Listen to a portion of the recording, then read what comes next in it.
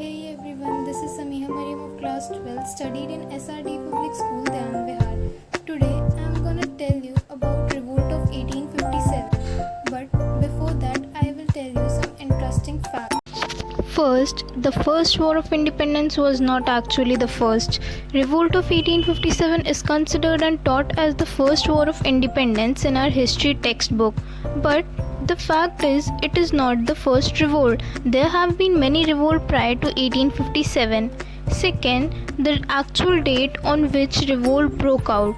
It is often said and considered that revolt of 1857 broke out in the month of February 1857 or May 1857, but the fact is it was the 10th of May 1857 when the revolt officially started.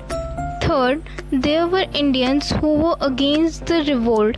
It was for the first time when almost all the Indians, unlikely of their religion, caste, creed, or profession, stood one against the British and the nation was united. Fourth, the best thing, it united us as Indians. This was another interesting thing which was seen in the revolt of 1857. Hindus and Muslims were really like brothers. This revolt laid the foundation of nationalism which was non-existent earlier.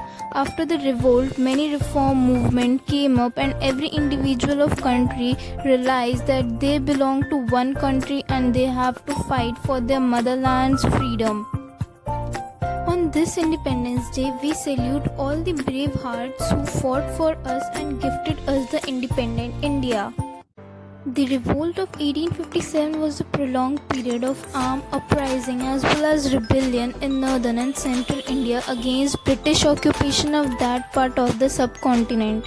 Later, a large-scale rebellion broke out in May and turned into what may be called a full-fledged war in the affected region.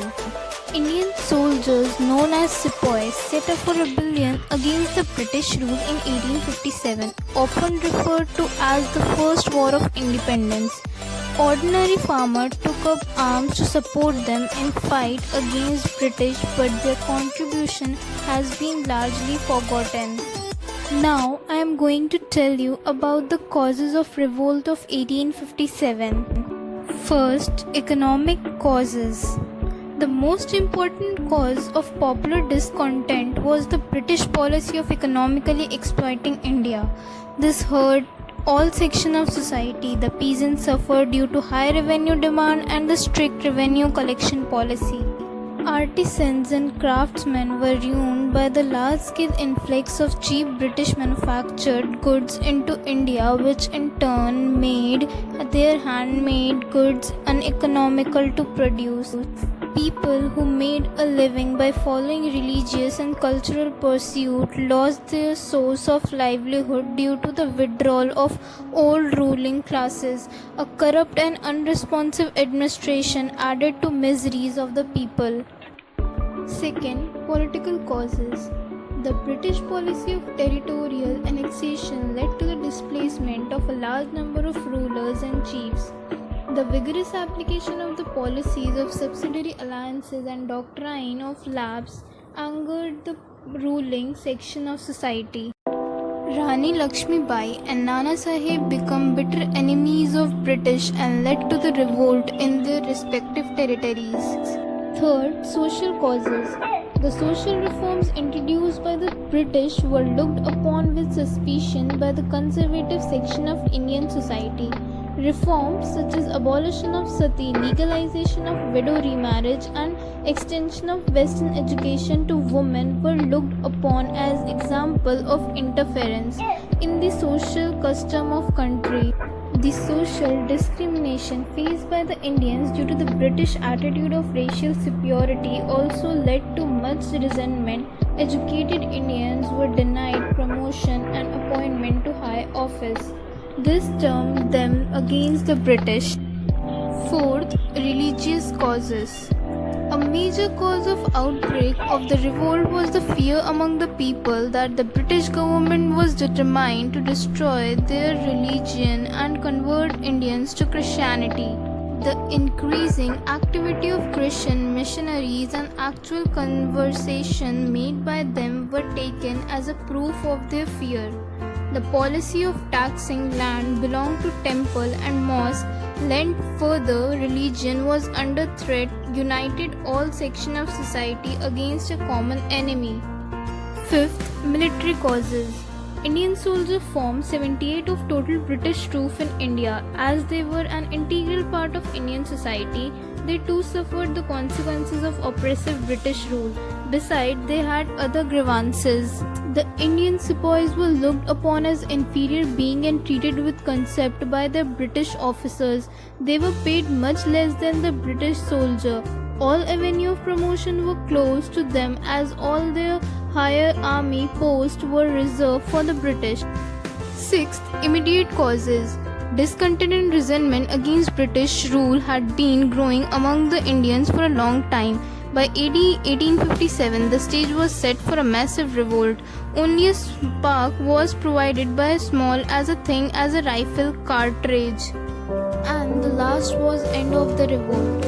The British government came out with all the power to suppress the revolt. The sepoy fought the battle with their limited strength for 4 months. Then the sepoy had to retreat. On 25th September, British troops regained Delhi. Bahadur Shah Zafar was arrested. Nana Sahib lost the Battle of Kanpur. His commander, Tantia Topi, continued the fight up to April 1859 AD and surrendered to British force. Rani Lakshmibai of Jhansi lost her life in the battleground. Kunwar Singh, Bhakt Khan of Bihar, Bahadur Khan, Molvi Ahmad of Faizabad lost their life one after the other by the end of 1859 AD. The British power was re-established in troubled areas. Result of failure. The revolt was eventually not successful in ousting the British from the country because of several factors. First, the sepoys lacked one clear leader. There were several. They also did not have a coherent plan by which the foreigner would be routed. Second, Indian ruler who aided the revolt did not envision any plan for the country after the British were defeated. Third, majorly northern India was affected by this revolt. The 3 presidencies of Bombay, Bengal and Madras remained mostly unaffected. The Sikh soldiers also did not take part in the rebellion. Impact of Revolt of 1857. The Revolt of 1857 shook the foundation of British East India Company and disclosed their inefficiency in handling the Indian administration.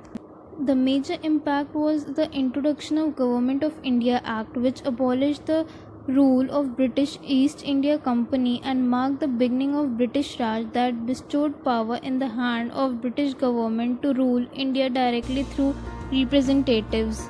Significance of Revolt of 1857. The Revolt of 1857, India's first war towards independence, had led to various revolutions at that time. One of the major causes to start a revolt like that is when Indians felt their entire future was threatened and Britishers might end up creating hatred among the respective communities. Indians witnessed that they were being played by their fear, that it endangered their religion by Britishers. The missionaries tried to convert people and made violent and vulgar public attacks on Hinduism and Islam.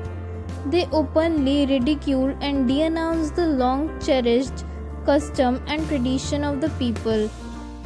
That's where Hindus and Muslims decided to unite and fight against the common enemy. They gave priority to patriotism over religion. Here are some another facts. The original name of Tantia Topi, Ran Chandra Pandurag. The original name of Nana Sahib, Dhondu Pant. Shah-e Hindustan or Emperor of India, Bahadur Shah Zafar. Rani Lakshmi Bai, the widowed queen of Raja Gangadhar Rao of Jhansi. She is also known as Manu. Martyrdom at Kalpi near Jhansi. Sir Hugh Rose described Rani Lakshmi Bai as the best and the bravest military leader of the rebel.